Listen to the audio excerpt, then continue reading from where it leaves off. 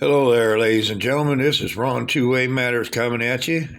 I went and purchased me another Ozark knife. It's a pretty looking knife. It has a 3-inch blade, cerakoted in black.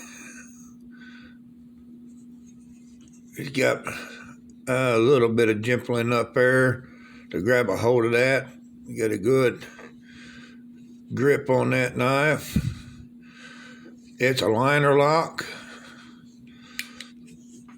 And pretty well easy to open and close.